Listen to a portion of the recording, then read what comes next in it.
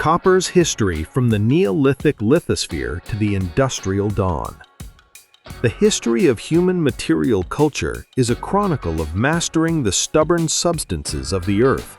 Yet among the pantheon of elements that have defined civilizations, iron, silicon, carbon, copper holds a distinct and primordial status. It was the first metal to be manipulated by human hands, the first to be smelted from the rocky matrix of ore, the first to be cast into a mold, and the first to be alloyed to create a material stronger than its constituent parts. Before the hard utility of iron or the synthetic versatility of steel, there was the red metal, a substance that bridged the chasm between the Stone Age and the age of complex metallurgy. From the cold-hammered beads of the Neolithic Near East to the copper-sheathed hulls of the British Royal Navy that secured geopolitical dominance in the 18th century, copper functioned not merely as a commodity, but as a catalyst for social complexity, technological innovation, and international trade. Copper's unique position in human history stems from its chemical and physical properties. It is one of the few metals, alongside gold, silver, and meteoric iron, that occurs in a native state, chemically uncombined and usable without the need for smelting. This geological accident allowed early humans to encounter metal not as a theoretical possibility locked inside a rock, but as a tangible reality, a heavy reddish stone that did not shatter when struck, but instead deformed, stretched, and hardened. This ductility, combined with its vibrant color, made it an object of fascination long before it became an object of utility. As humanity progressed from the Neolithic into the Chalcolithic and Bronze Ages, the demand for copper drove the creation of the first long-distance trade networks, linking the tin mines of Afghanistan and Cornwall to the palaces of Mesopotamia and the Mediterranean. The Alloy Revolution, the discovery that copper could be married with arsenic or tin to create bronze, transformed warfare and agriculture, allowing for the mass production of durable weapons and tools that shaped the rise of the first empires. Later, under the industrial gaze of Rome, copper mining reached a scale of engineering and environmental modification that would not be rivaled until the Industrial Revolution, turning entire mountains into sources of currency and plumbing. By the early modern era, copper had become the linchpin of global naval power and the standard for national currencies, driving the financial innovations of the first central banks. The first part of this review conducts a deep chronological research dive into this trajectory, spanning from the 9th millennium BC to the year 1800 AD. It synthesizes archaeological, metallographic, and historical data to illuminate how the manipulation of a single element drove the evolution of human technology and society. Neolithic Prelude and the Age of Native Copper, circa 9000 to 5000 BC. The story of copper begins in the deep prehistory of the Neolithic, a time when humanity's toolkit was dominated by flint, obsidian, and bone. In this lithic world, the discovery of native copper represented a cognitive rupture. For thousands of years, the physics of toolmaking were subtractive and brittle. One struck a stone to flake pieces off. Copper, however, introduced the concept of plastic deformation.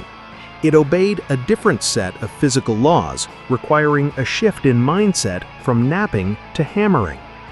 The earliest definitive evidence of this transition comes from the Fertile Crescent, specifically the Anatolian highlands of modern-day Turkey.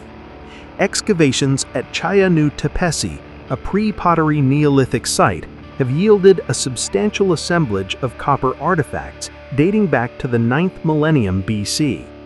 These artifacts, primarily beads, pins, and reamers, represent the earliest known manipulation of metal by human societies. For decades, the prevailing view was that these early metallurgists treated copper simply as a malleable stone, shaping it solely through cold hammering. It was assumed that they lacked the understanding of heat's transformative power. However, sophisticated metallographic analysis of artifacts from Chayanu and the nearby site of Chalcolithic has revealed a more complex reality.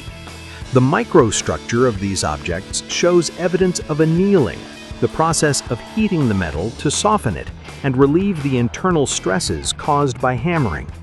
When copper is cold-worked, the crystal lattice becomes distorted, making the metal hard but brittle. Continued hammering eventually causes it to crack. By heating the copper to a moderate temperature below its melting point, the crystal structure recrystallizes, restoring ductility. The presence of annealed microstructures at Chayanu indicates that as early as 8,000–7,000 BC, Neolithic artisans had discovered that fire could alter the physical state of this new material, making it pliable once more. This application of heat to alter a material's mechanical properties marks the nascent beginning of pyrotechnology. It was the first step away from the passive use of materials found in the environment towards the active chemical and physical manipulation of matter. The context of these finds is equally revealing. At Chayanu, native copper artifacts were found in close association with malachite, a green copper carbonate mineral. The visual and spatial connection between the green stone and the red metal likely established an early intellectual link between ore and metal, although the chemical ability to transmute one into the other via smelting was yet to be discovered. The abundance of malachite and native copper in the occupation layers suggests that these materials were collected from surface deposits.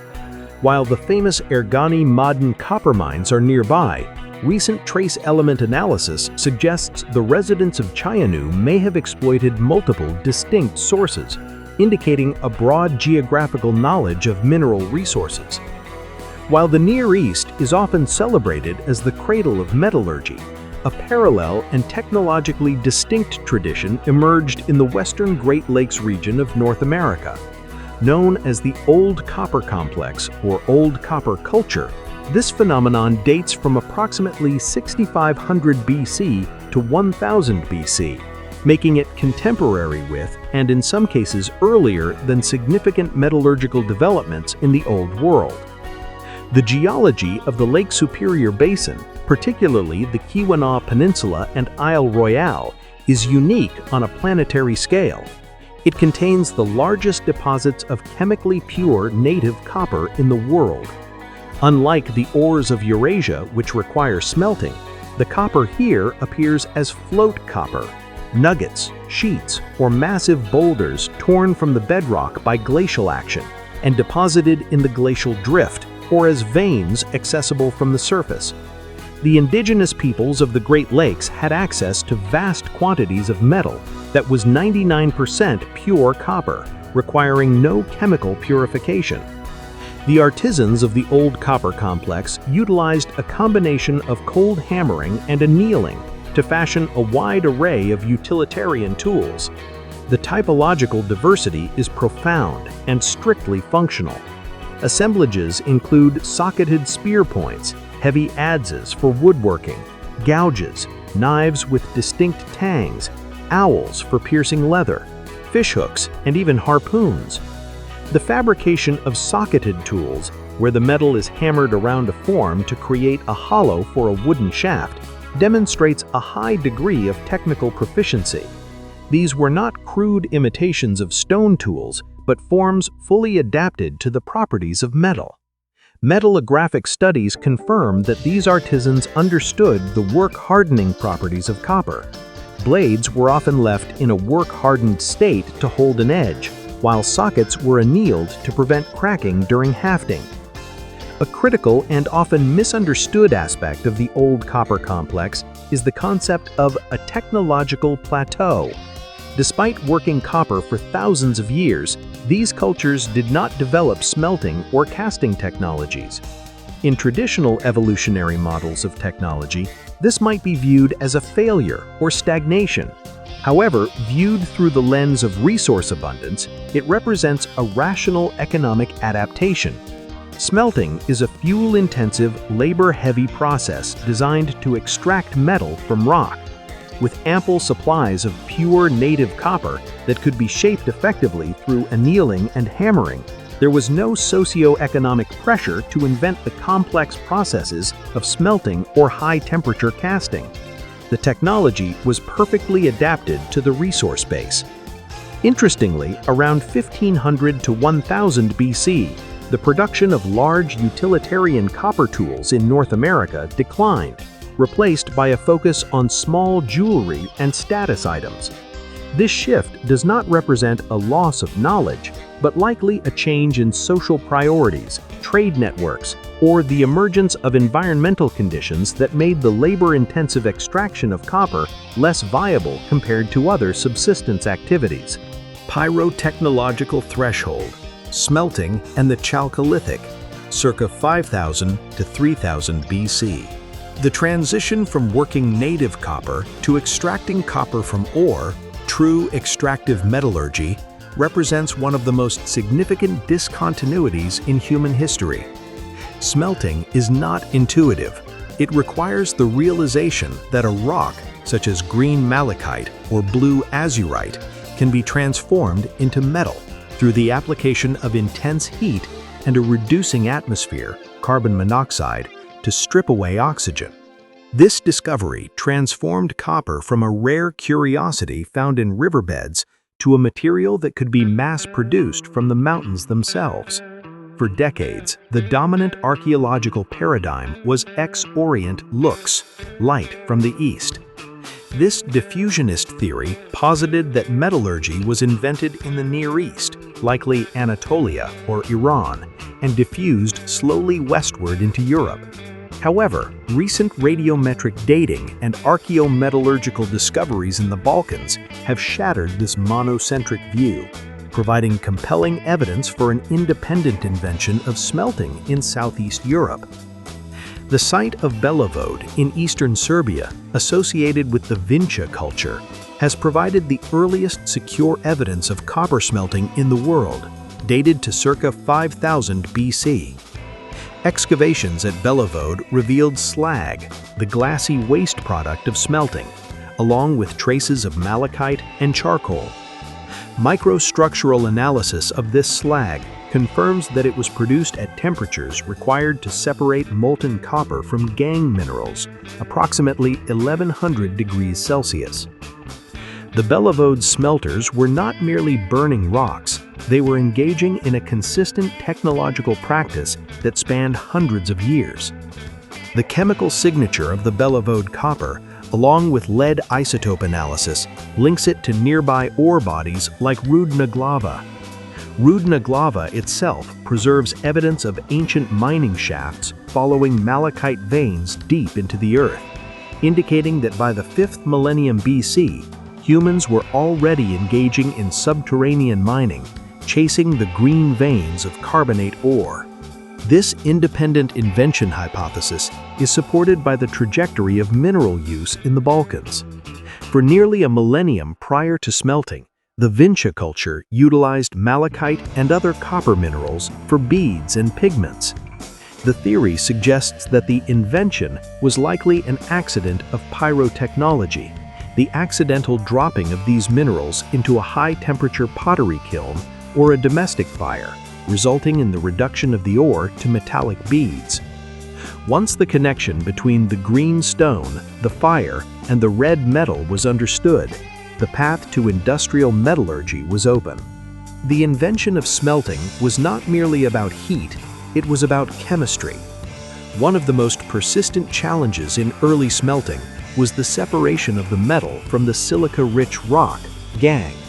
To facilitate this, a flux is often required to lower the melting point of the slag and increase its fluidity, allowing the heavy copper to settle at the bottom of the furnace. Recent investigations into the Bronze Age transition in Georgia, the Caucasus, have shed light on the complexity of this process. At the site of Quemo Bolnici, dating to around 3,000 years ago, a later context but illustrative of the process, researchers found copper smelting operations utilizing iron oxide, hematite, as a flux. Originally, excavators in the mid-20th century mistook these for iron smelting sites due to the abundance of iron minerals. However, modern reanalysis has shown they were copper workshops. This discovery highlights a critical technological bridge. Copper smelters, in their quest to improve yields, experimented with various rock additives. The addition of iron oxide, hematite, not only improved the separation of copper, but also introduced the metallurgists to the material properties of iron. Under strong reducing conditions, the iron flux could itself be reduced to metallic iron, forming a bloom or contaminating the copper. It is highly probable that the Iron Age was born in the furnaces of copper smelters, who, through the use of iron fluxes, inadvertently learned to manipulate this new, difficult metal. Following the breakthrough of smelting, copper technology spread rapidly across the Old World, defining the Chalcolithic Age, Copper-Stone Age. This period is characterized by the coexistence of stone tools and copper implements. In the Levant, the Gausulian culture produced spectacular lost wax castings, such as those found in the Nahal Mishmar hoard, circa 3500 BC. The Nahal Mishmar hoard, discovered in a cave in the Judean desert, included over 400 copper objects of immense complexity, including crowns, scepters, and mace heads. These objects were created using the lost wax or cire perdu technique. This process involves sculpting a model in wax, encasing it in clay to form a mold, melting out the wax, and pouring molten metal into the void. The result is a seamless, complex form that cannot be achieved by hammering or open mold casting. The mastery of lost wax casting at such an early date demonstrates that copper had moved beyond utilitarian tool-making into the realm of high ritual art and social stratification. At Timna Valley in the southern Levant, mining and smelting became an industrial enterprise. Early miners utilized stone hammers and primitive shafts to extract ores, processing them in bowl furnaces. The evolution of the furnace from a simple hole in the ground to a built structure with twires, ire pipes, and bellows allowed for the precise control of temperature and atmosphere, essential for efficient smelting. Alloy Revolution, the birth of bronze, circa 3300 to 1200 BC. Pure copper, for all its beauty and novelty, suffers from inherent softness. It blunts easily when used as a weapon or a heavy-duty tool. The Alloy Revolution, the discovery that adding another element to copper could create a metal harder than iron and as durable as stone, transformed copper from a prestige good into the backbone of military and agricultural power. This ushered in the Bronze Age. The first alloys were likely accidental. Certain copper ores naturally contain arsenic. When smelted, these ores produce arsenical copper, a material significantly harder than pure copper and easier to cast due to its lower melting point and deoxidizing properties. Arsenical bronze appears in the archaeological record around 5000 BC on the Iranian plateau and slightly later in Europe. However, arsenical copper came with a heavy price. The smelting process releases volatile arsenic trioxide fumes, which are odorless, tasteless, and highly toxic. Chronic exposure leads to peripheral neuropathy, skin lesions, lameness, and eventually death. It is widely suggested by historians of science that the Greek god Hephaestus, the smith, is traditionally depicted as lame, a mythological echo of the occupational hazards faced by Bronze Age smiths suffering from arsenic poisoning. This dirty alloy served as a bridge, but its health costs and the difficulty of controlling the arsenic content, which evaporates during smelting, led metallurgists to seek a stable alternative. The shift to tin bronze, circa 3300 to 3000 BC, created a geopolitical paradox that shaped the ancient world. While copper ores are relatively common, tin is geologically rare. In the ancient Near East and Mediterranean, there were almost no significant tin deposits. This scarcity, combined with the absolute necessity of tin, typically 10 to 12%, to produce bronze, necessitated the creation of the world's first long-distance supply chains. The tin problem forced civilizations in Mesopotamia, Egypt, and the Aegean to look outward. Textual evidence from Mari and other Mesopotamian cities speaks of tin coming from the east from Meluhha, likely referring to sources in Afghanistan or Central Asia. Recent isotope analysis of tin ingots from the Uluburun shipwreck, circa 1300 BC, has confirmed that tin was being sourced from as far away as the Mushistan mine in Uzbekistan and the Kestel mine in the Taurus Mountains of Turkey. Simultaneously, a western trade route developed. The Cassiterides, or Tin Islands of ancient geography, are now understood to include Cornwall in southwestern Britain. By 2000 BC, Cornish tin was being mined and traded across the Channel. Finds of tin ingots in shipwrecks off the coast of Israel, chemically matched to Cornish ores, prove that British tin was fueling the bronze industries of the eastern Mediterranean as early as 1300 BC. This reveals a level of connectivity previously unimagined, linking the misty mines of Dartmoor with the palaces of the pharaohs. The sheer scale of this trade is best exemplified by the Uluburun shipwreck, discovered off the coast of Turkey. Sinking around 1300 BC, this vessel carried a cargo that was effectively a royal starter kit for a city-state. The primary cargo consisted of 10 tons of copper ingots and 1 ton of tin ingots, almost exactly the 10-to-1 ratio required to produce 11 tons of high-quality bronze. The ingots were cast in the oxhide shape, rectangular slabs with handle-like protrusions at the corners, designed for ease of transport by porters or pack animals. Lead isotope analysis has definitively traced this copper to the Cypriot mines of Selea and the Apliki region. The ship's manifest, preserved in its wreckage, illustrates the central role of Cyprus, known as Alatia in ancient texts, as the copper powerhouse of the Late Bronze Age. The presence of raw glass, ebony, ivory, and gold alongside the base metals underscores that copper was the currency of diplomacy and the fuel of empire. Cyprus was the epicenter of this industry. The island's name itself is etymologically linked to the metal, or vice versa, and its geology consists of massive sulfide deposits in the Troodos Mountains. Urban centers like Enkomi and Kition grew wealthy not merely by mining, but by processing and exporting.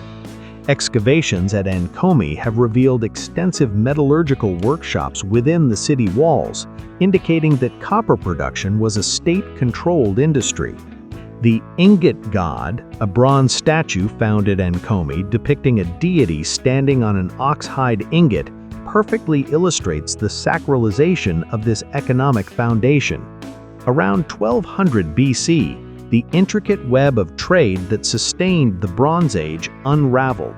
The Late Bronze Age collapse saw the destruction of Mycenaean palaces, the Hittite Empire, and major trading hubs like Ugarit. While theories regarding the cause range from the Sea People's invasions to climate change and earthquakes, the metallurgical consequence was clear. The tin supply was cut off. Without tin, bronze could not be produced. This tin famine is widely believed to have catalyzed the transition to the Iron Age. Iron was not initially superior to bronze. It was softer, rusted, and required much higher temperatures to work. Its primary advantage was ubiquity. Iron ore is found almost everywhere. Once the technique of carburization, adding carbon to create steel, and quenching was mastered, iron weapons became effective. However, copper did not disappear. In Cyprus, the cities of Enkomi and Kition survived the collapse and reinvented themselves. Excavations at Kition show that copper production actually intensified during the 12th century BC, the very period of the collapse. The Cypriots, masters of the metal, maintained their industry and adapted to the new geopolitical reality, transitioning seamlessly into the Iron Age while maintaining copper as a key export. Classical Antiquity, the industrial scale, 800 BC to 500 AD. As the Iron Age solidified, copper found a new identity. It was no longer the primary material for weapons, but it remained essential for coinage, statuary, plumbing, and brass production. It was under the Roman Empire that copper mining and processing reached a scale that would not be seen again until the Industrial Revolution. The Roman connection to copper is linguistic as well as industrial. The metal was originally known in Latin as Aes Cyprium, metal of Cyprus, reflecting the island's legendary production. Over time, this was shortened to Cyprium and eventually corrupted to cuprum, from which we derive the chemical symbol Cu and the English word copper.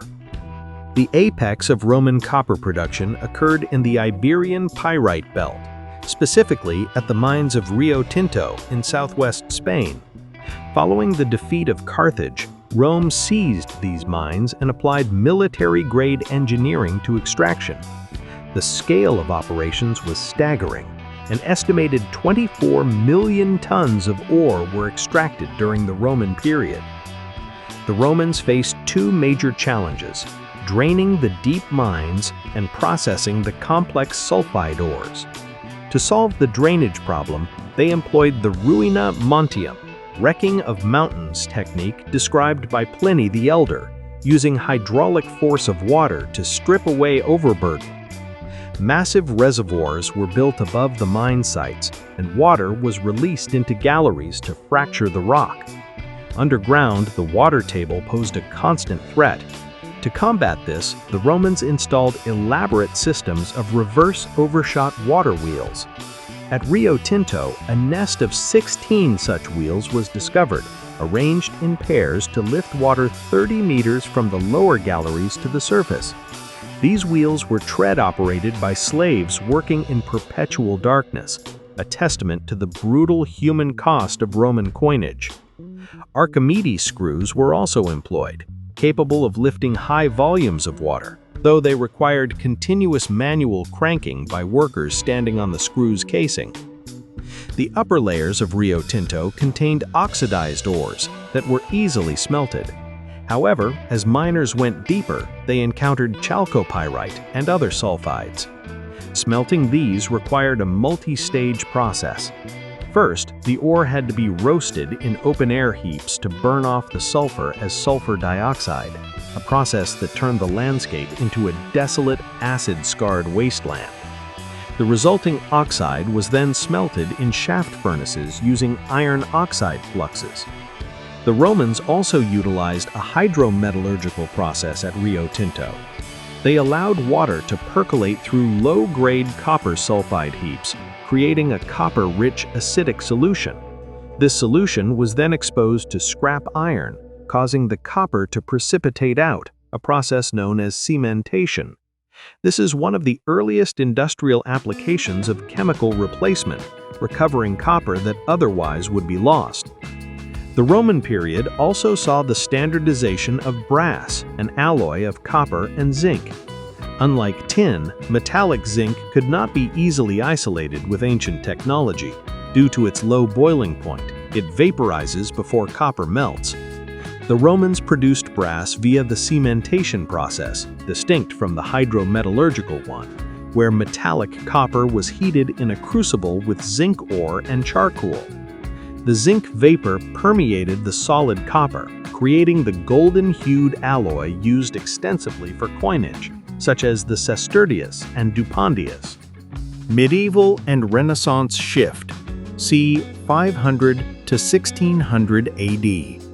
Following the fall of Rome, the center of European copper production shifted north to Central Europe and Scandinavia. The medieval period was not a time of stagnation, but of commercial and technical innovation. driven by the demand for church bells, domestic vessels, and eventually artillery. In Sweden, the Falun mine, Stora Kopparberg, emerged as a geopolitical asset of immense importance. Operating possibly as early as the Viking Age, by the 17th century, Falun supplied 2/3 of Europe's copper. The mine was so vital to the Swedish state that it was termed the Treasury of Sweden, funding the military campaigns of the Swedish Empire during the 30 Years' War. The mining method at Falun was primitive but effective: fire setting. Miners would build large fires against the rock face to heat it, then allow it to cool, causing the rock to crack and become brittle. This method was extremely dangerous and filled the mine with toxic smoke, but it allowed for the extraction of massive quantities of ore. The mine's corporate structure is also notable. The first share in the company dates to 1288, making Stora Kopparberg arguably the world's oldest joint stock company. This early corporatization allowed for sustained investment and the management of a workforce that numbered in the thousands. In Central Europe, the copper trade birthed early modern capitalism.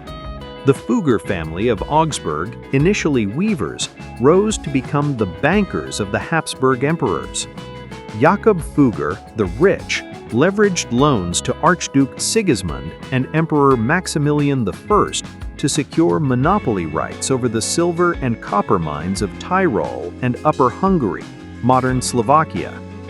The Fuggers did not just trade, they vertically integrated the industry. They controlled the mines, the smelters, and the trade routes to Antwerp and Venice.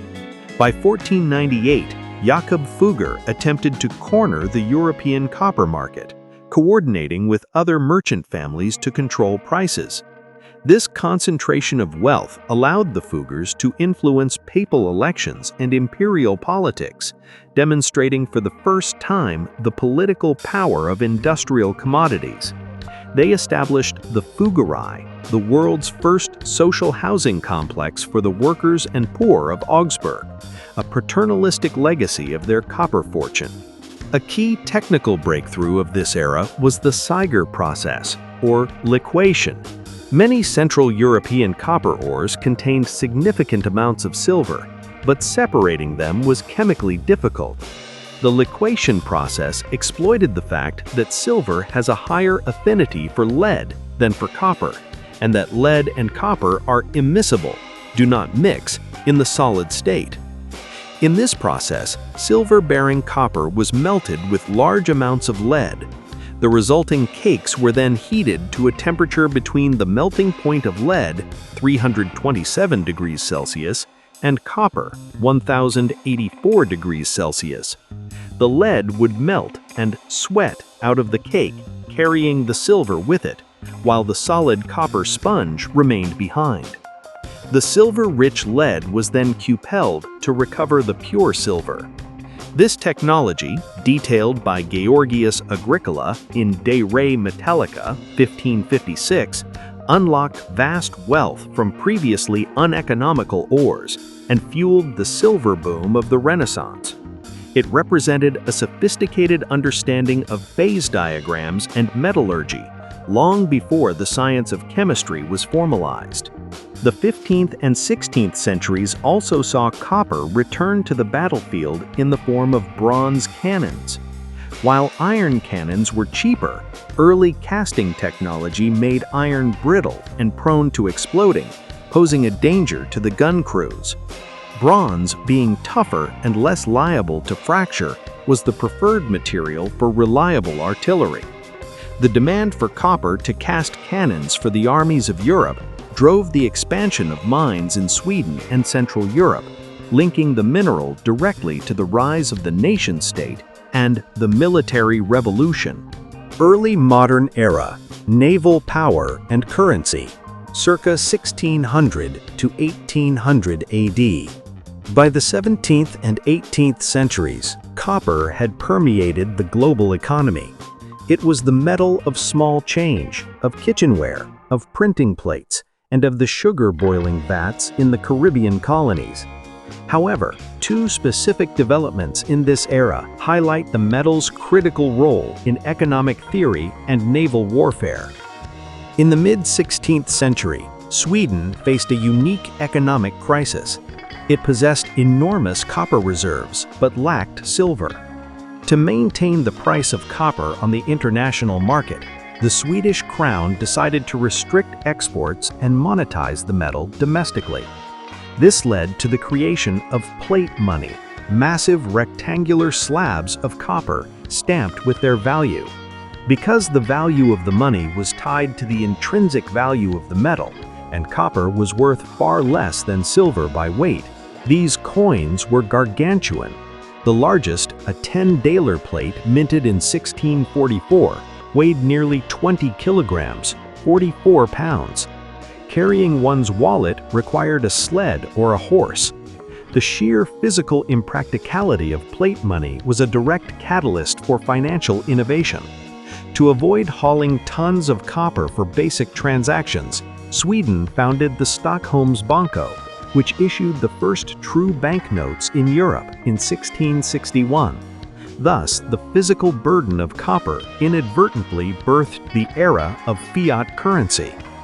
As European powers vied for global empire, their wooden fleets faced a silent destroyer, the Teredo navalis, or shipworm.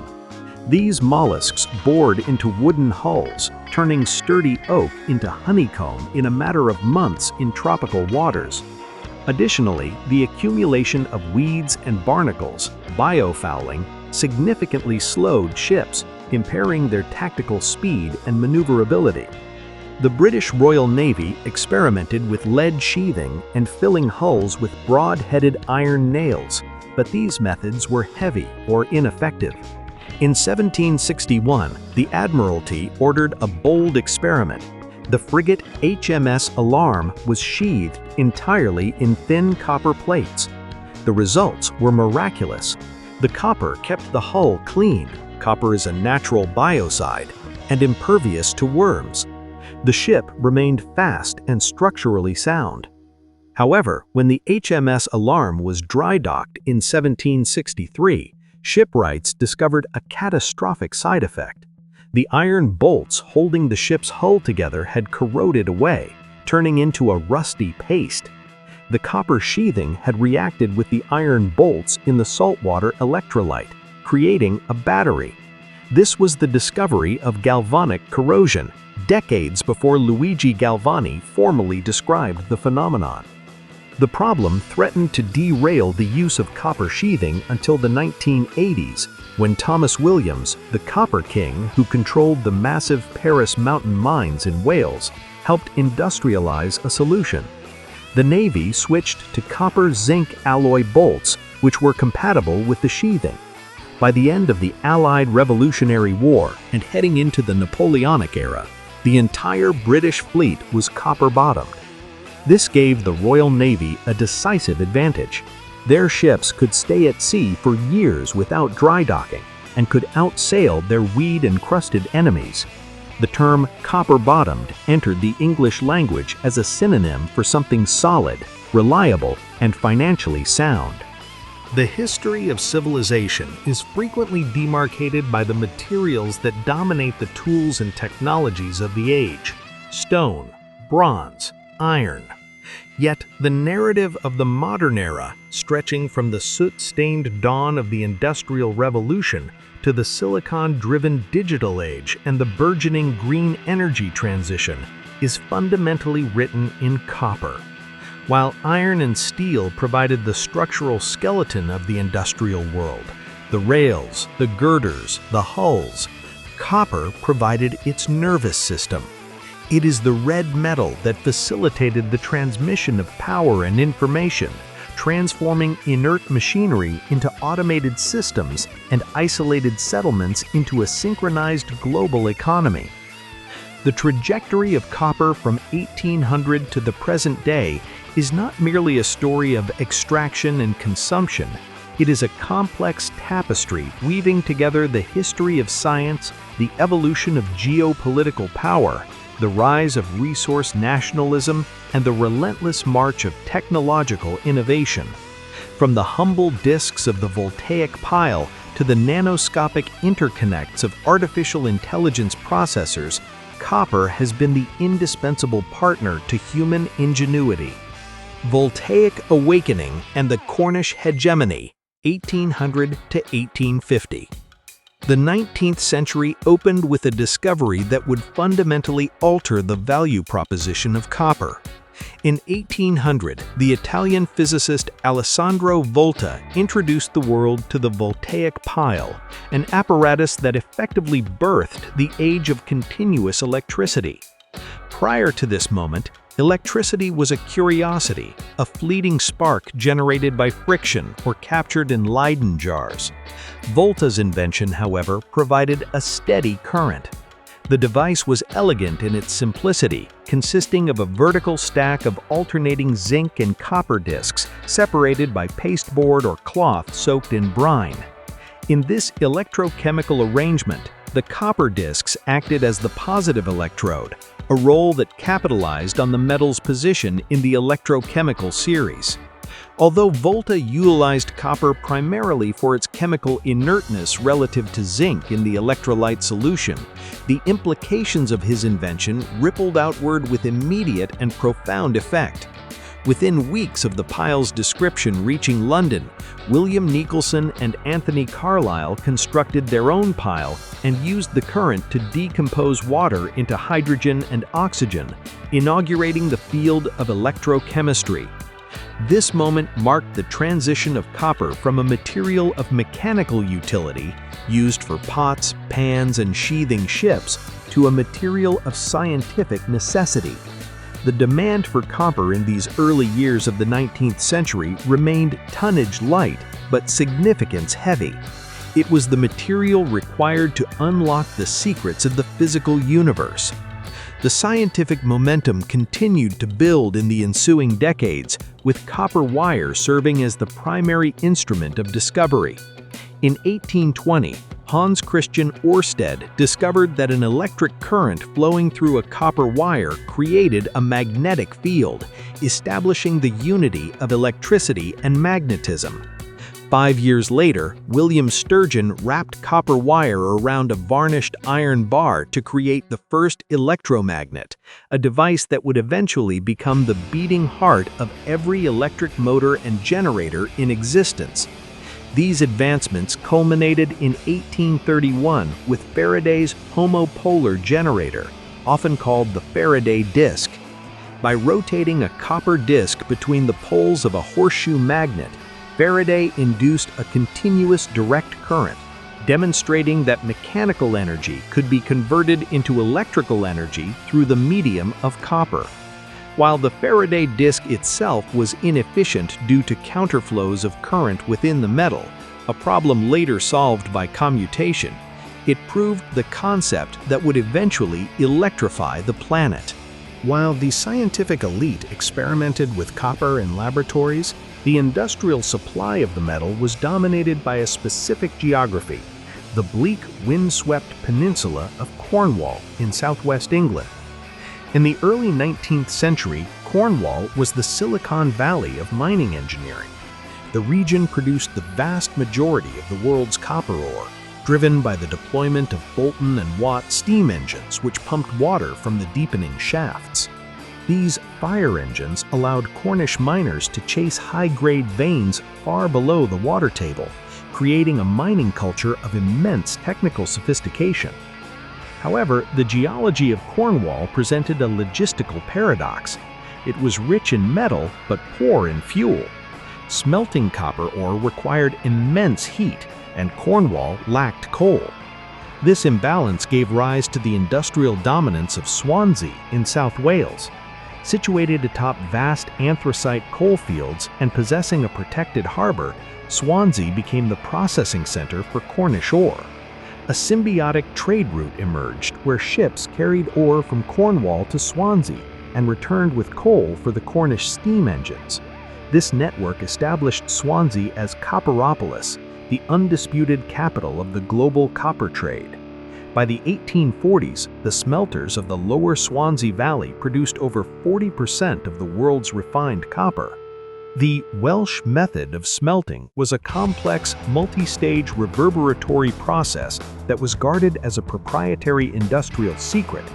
The expertise concentrated in Swansea was so profound that it created a gravitational pull on the global market. As Cornish production began to plateau and the appetites of the Welsh furnaces grew, Swansea's copper barons, families like the Vivians and the Williams, began to scour the globe for feedstock. They financed mining ventures in distant lands, creating the first truly globalized heavy industry supply chain. Ores traveled from the rich, oxidized surface deposits of Cuba and the high-grade veins of Chile to be processed in Wales, integrating these peripheral economies into the British industrial system. The success of Swansea's global sourcing strategy ultimately sowed the seeds of Cornwall's demise. By the 1840s, the influx of extraordinarily rich ores from the Americas began to undermine the economics of Cornish mining. The Chilean deposits, particularly those in the Norte Chico region, were of a grade and accessibility that the deep, labor-intensive mines of Cornwall could not match. In 1830, the introduction of reverberatory furnaces to Chile, technology transferred from Wales, revolutionized the local industry, allowing for the use of coal instead of charcoal and dramatically increasing production capacity. By the 1850s, Chile had surpassed Cornwall as the world's leading copper producer, signaling the first major geographical shift in the modern copper industry. This economic shift precipitated a profound social disruption. As the Cornish mines became uncompetitive, a mass exodus of skilled labor began. These Cornish miners, affectionately known as Cousin Jacks, migrated to the emerging mining frontiers of the world. They carried with them their hard rock expertise, their steam engine technology, and their distinct mining terminology. From the Upper Peninsula of Michigan to the deserts of Australia and the mountains of South America, the Cornish diaspora laid the technical foundations for the global mining industry, ensuring that while Cornwall's production faded, its methods became the global standard. Nervous system of the world, 1850 to 1900. The mid-19th century witnessed the transition of copper from a scientific curiosity and naval requisite to the physical medium of global communication.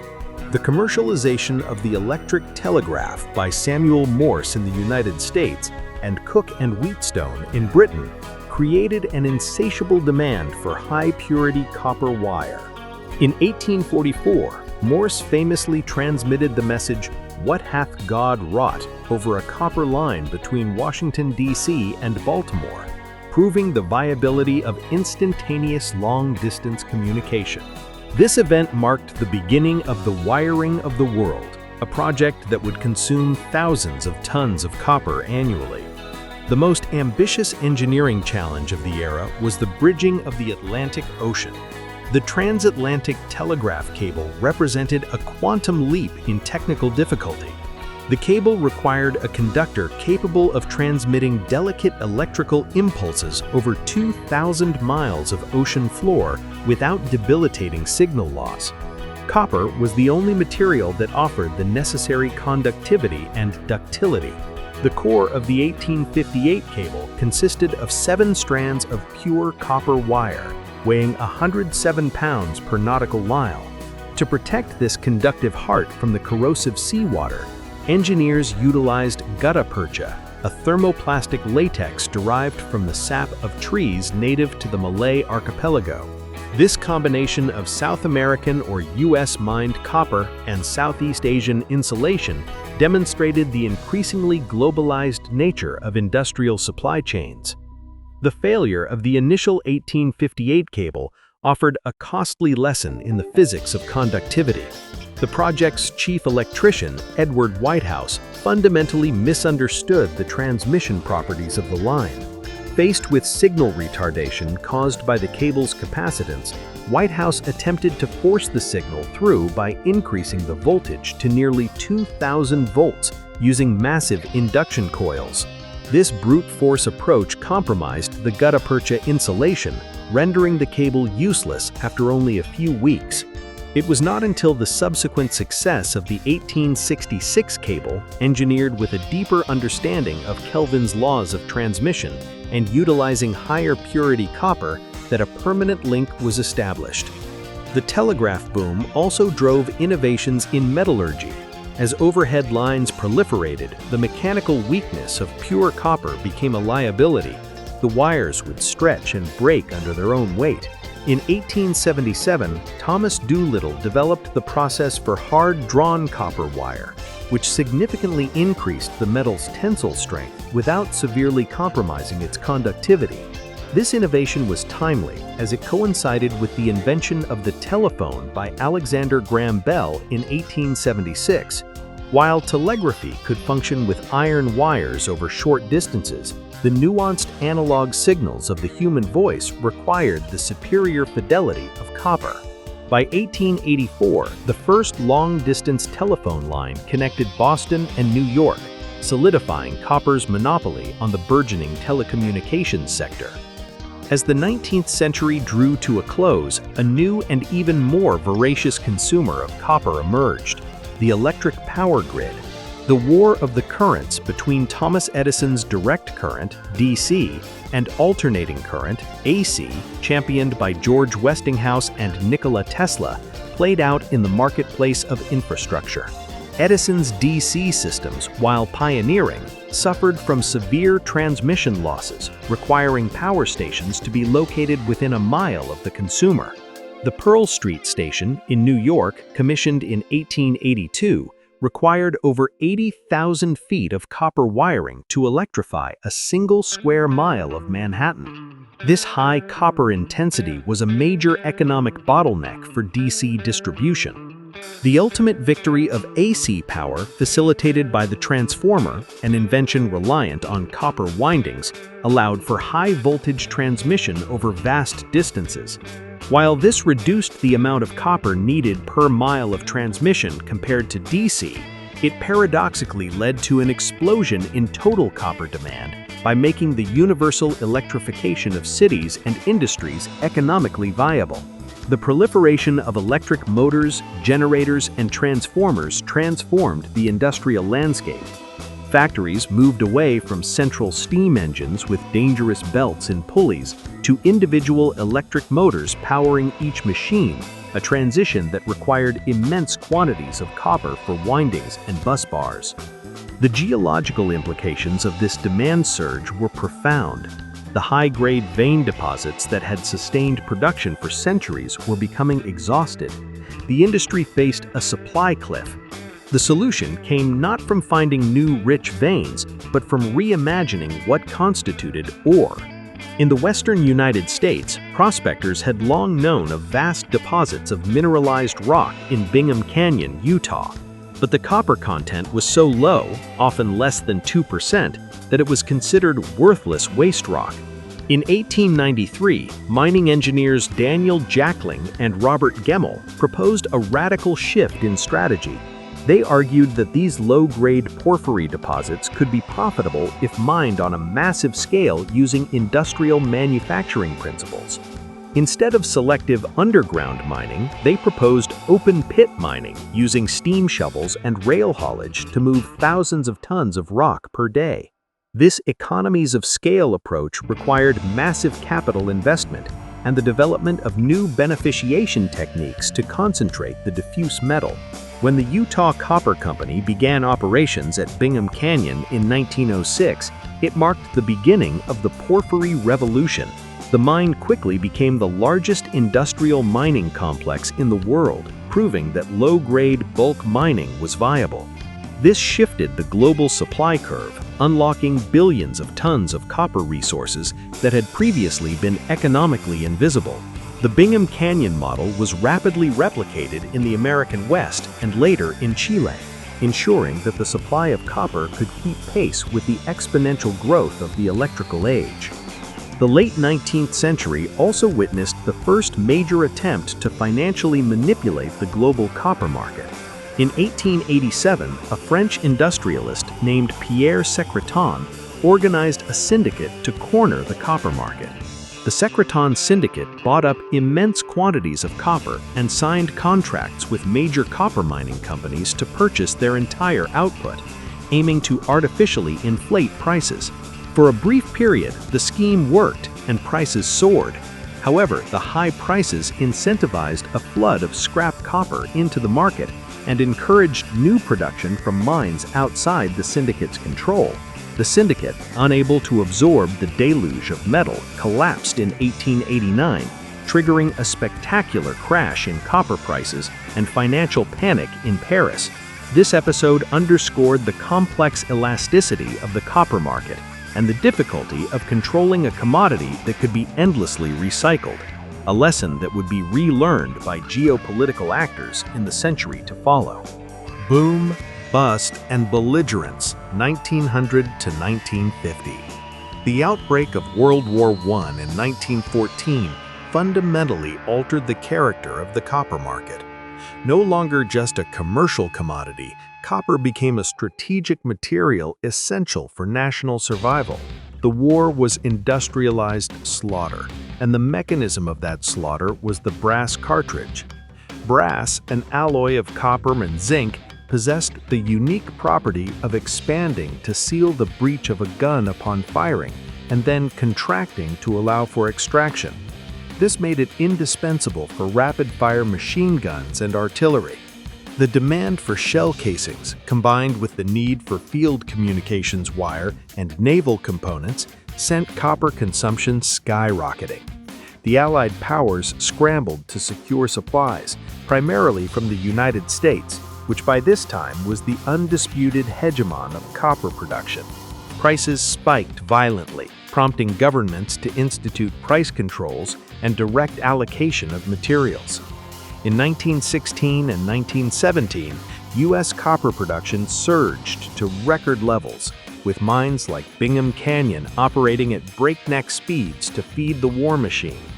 The war solidified the correlation between global conflict and copper prices, a dynamic that earned the metal its reputation as a barometer of geopolitical tension.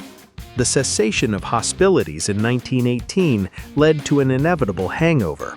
The market was flooded with surplus war stocks and recycled brass from the battlefields, leading to a sharp price correction.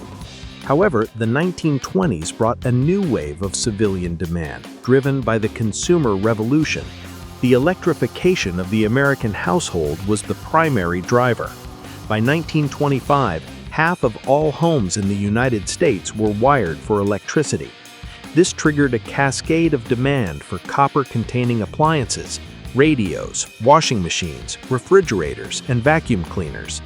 The automobile industry also exploded, with each vehicle requiring substantial copper for its electrical systems and radiators.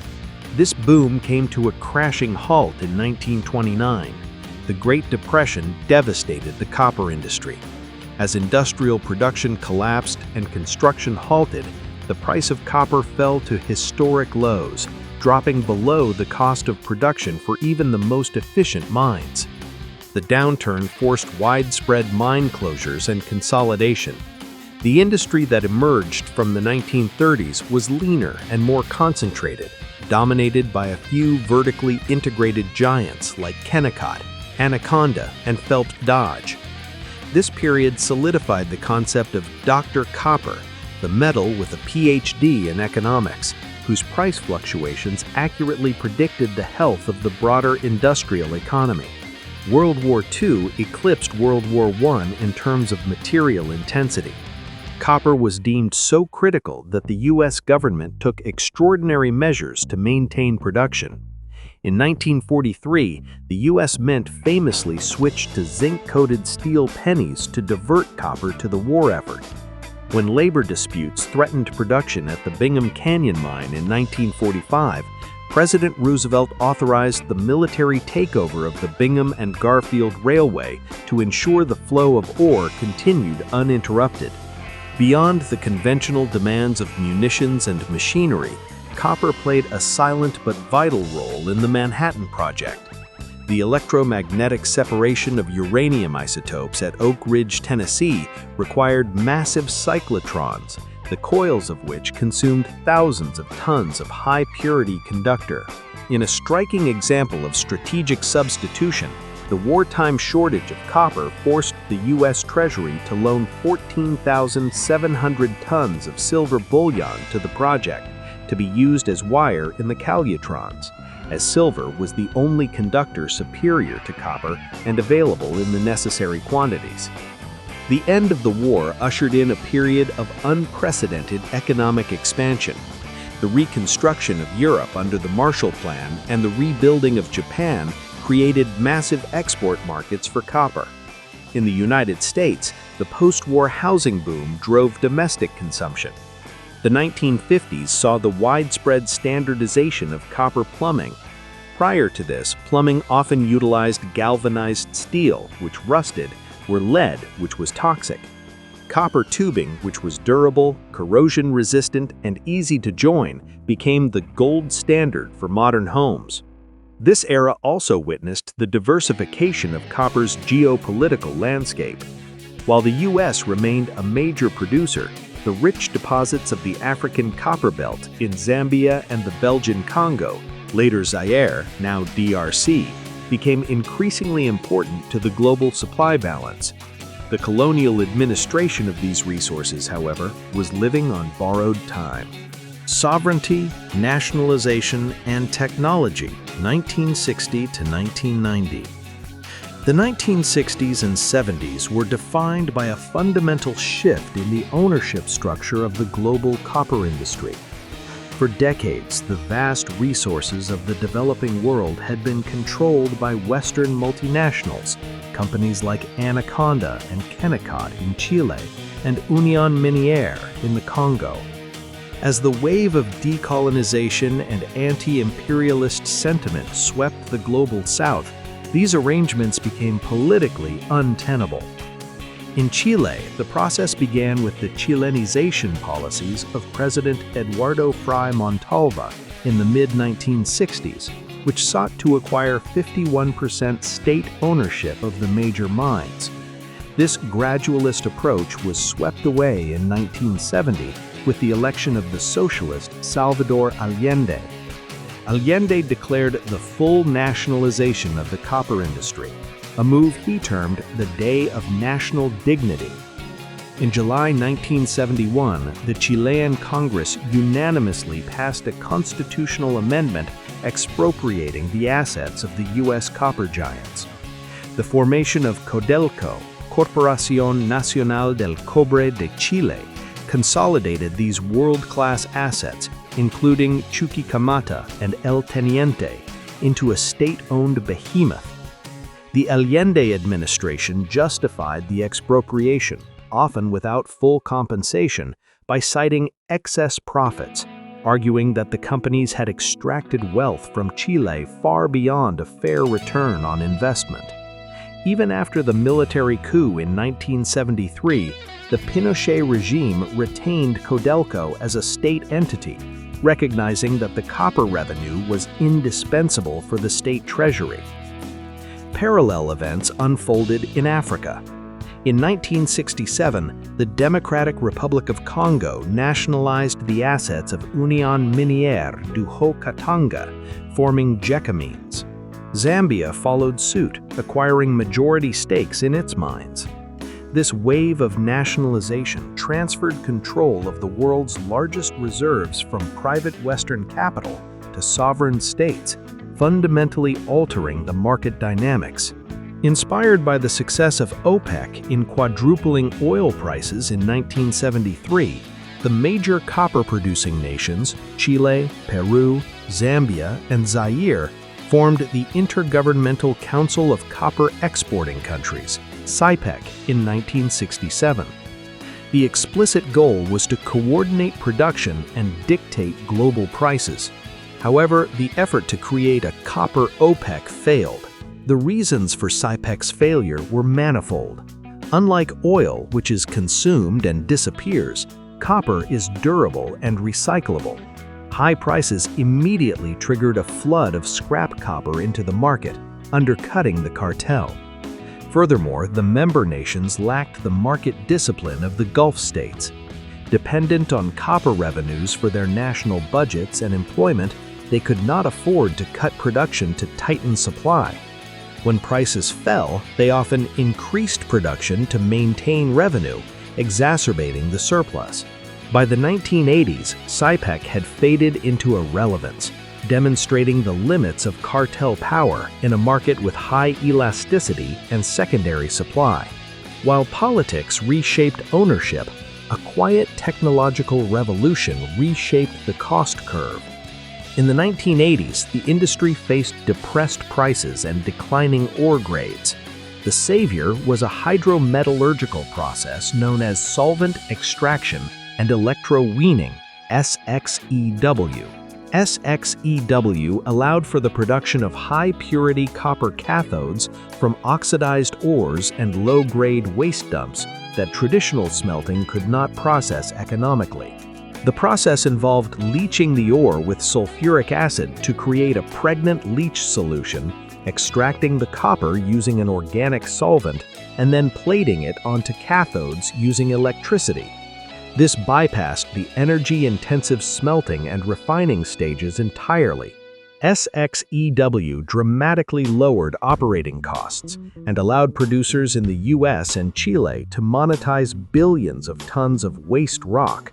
By the 1990s, SXEW accounted for a significant percentage of global production, acting as a deflationary force on prices, but extending the life of major mines.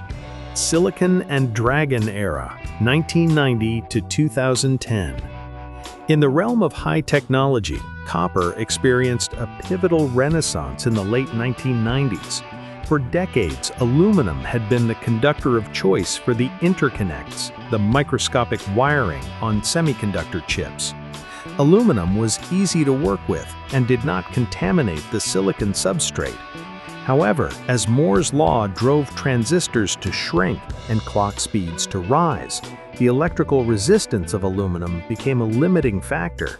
Chips were becoming too hot and too slow.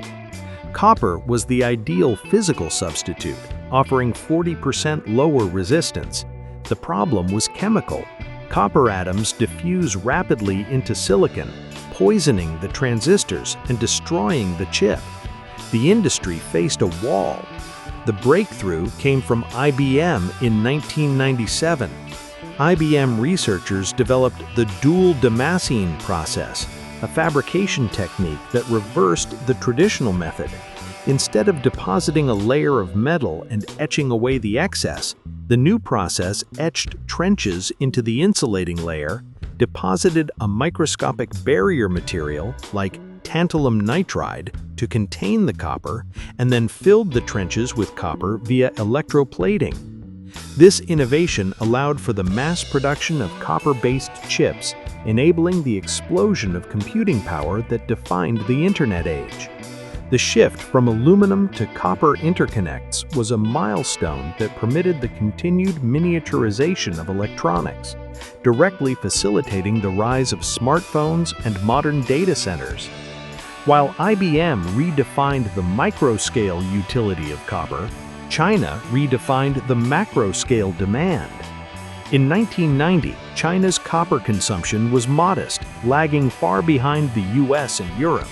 However, the economic reforms of the 1990s and China's accession to the World Trade Organization in 2001 unleashed the largest infrastructure boom in human history. China's demand was driven by the simultaneous urbanization of hundreds of millions of people, the build-out of a national electrical grid, and the expansion of a manufacturing sector that supplied the world. Between 2000 and 2014, global copper consumption soared, creating a commodities supercycle that drove prices to record highs. China went from consuming 12% of the world's copper to nearly 50%. Crucially, China's strategic intent extended to processing. While it lacked sufficient domestic mines, it aggressively built smelting and refining capacity. By importing vast quantities of concentrates from Chile, Peru, and Australia, China became the world's furnace. By 2024, China controlled 45% of global refining capacity, creating a strategic choke point in the supply chain, analogous to its dominance in rare earth elements. This shift meant that the geopolitical center of the copper industry had moved from the boardrooms of London and New York to the state planning agencies of Beijing.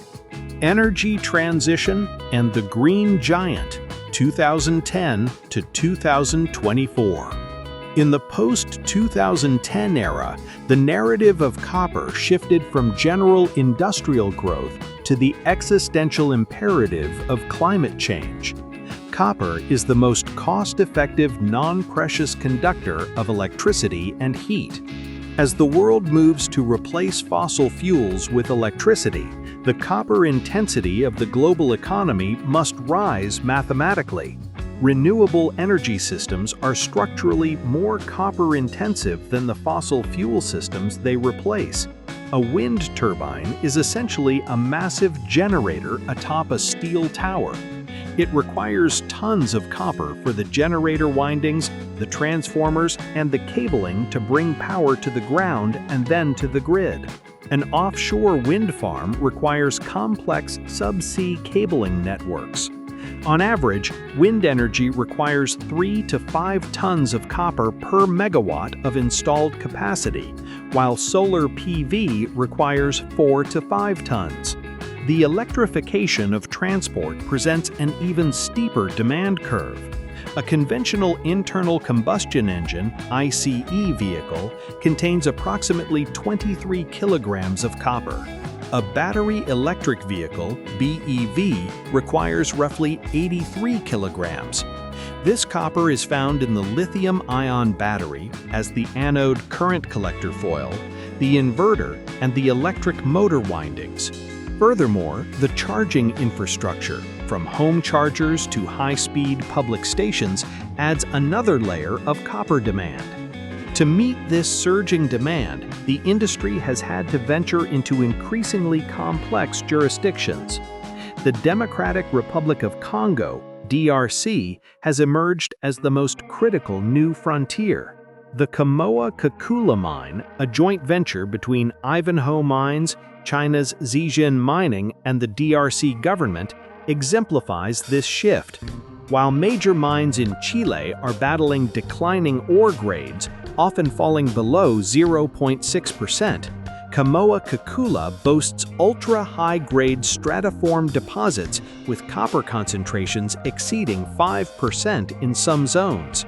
Production at Kamoa-Kakula began in 2021 and ramped up with unprecedented speed. By 2024, the complex was producing hundreds of thousands of tons annually, propelling the DRC to the rank of the world's second-largest copper producer, surpassing Peru and challenging Chile's dominance. This rise highlights the industry's growing dependence on the African Copper Belt, a region with world-class geology but significant infrastructural and political challenges. By 2023, the strategic nature of copper was formally recognized by Western governments. The U.S. Department of Energy added copper to its critical materials assessment, acknowledging that the supply risks for this metal of electrification posed a threat to national security and clean energy goals. This designation was a watershed moment, unlocking access to federal subsidies and financing mechanisms like the Inflation Reduction Act. It signaled the end of the laissez-faire era and the return of industrial policy, as the US and EU sought to de-risk supply chains that had become dangerously concentrated in China for processing and politically volatile regions for extraction. Great Disconnect and Future Projections, 2025 to 2050.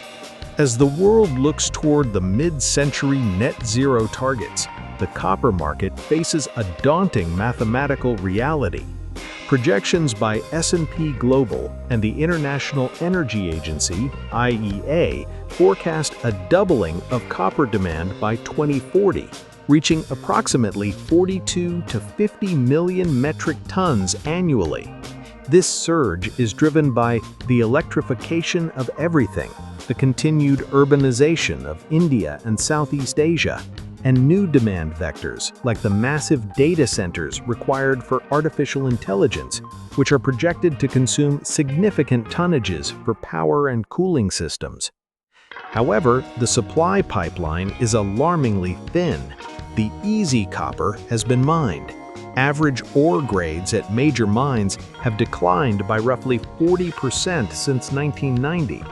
Lower grades mean more rock must be crushed and processed to retrieve the same amount of metal, increasing energy consumption, water usage, and costs. Furthermore, the timeline to discover, permit, and build a new major copper mine has extended to an average of nearly 17 years. This regulatory and logistical lag means that price signals today do not result in new supply until the late 2030s. S&P Global forecasts a potential supply deficit of up to 10 million metric tons by 2040, a gap equivalent to the entire annual production of China, the US, and Peru combined. Such a deficit would be structurally inflationary, potentially driving copper prices to levels that could stall the energy transition. Bridging this gap will require a multifaceted approach. Recycling, often termed mining the urban mine, must play a pivotal role. Unlike fossil fuels, copper is not consumed, it is used. The copper wire installed in 1950 is still copper today. As buildings are demolished and vehicles scrapped, this metal can be recovered. Currently, secondary production accounts for roughly 17 to 20% of global demand. S&P Global projects that recycled supply must more than double from 4 million tons in 2025 to over 10 million tons by 2040 to help close the deficit. Geologically, the industry is looking to new frontiers. The Reko Diq project in Pakistan, situated in the Tethyan Magmatic Arc, represents one of the largest undeveloped copper-gold porphyry deposits in the world. Jointly developed by Barrick Gold and the Pakistani and Balochistan governments, it is slated for production in 2028 with a mine life of over 40 years. The success of Reko Diq will be a litmus test for the industry's ability to operate in high-risk jurisdictions to secure world-class resources. Beyond land, the deep sea offers a controversial potential bounty. The abyssal plains of the Pacific Ocean are strewn with polymetallic nodules rich in copper, nickel, and cobalt. The USGS estimates that these undiscovered resources could dwarf terrestrial reserves. However, the environmental implications of deep-sea mining remain a subject of intense scientific and diplomatic debate, making it a wild card in future supply scenarios. Economics will also force substitution. Where copper becomes too expensive, aluminum will intrude. Aluminum is approximately 60% as conductive as copper, but significantly lighter and cheaper. While copper is non-negotiable for space-constrained applications like EV motors and wind turbine generators, aluminum is expected to gain market share in underground power cabling and possibly automotive wiring harnesses. This substitution is not a failure of copper, but a necessary pressure release valve for a market in deficit. From the damp laboratories of 1800 to the arid salt flats of the Atacama and the digital clouds of 2050, copper has been the red thread connecting the chapters of industrial history. It transformed the 19th century through the telegraph, the 20th century through the grid, and it will define the 21st century through the energy transition. The challenge ahead is monumental. The world requires more copper in the next 25 years than was produced in all of history to date. This demand shock collides with geological scarcity and geopolitical friction. The resolution of this tension will not be found in a single mine or a single policy, but in a global mobilization of capital, technology, and circular economics. The era of cheap, abundant copper may be over, But the era of strategic copper, the critical mineral of a habitable future, has just begun.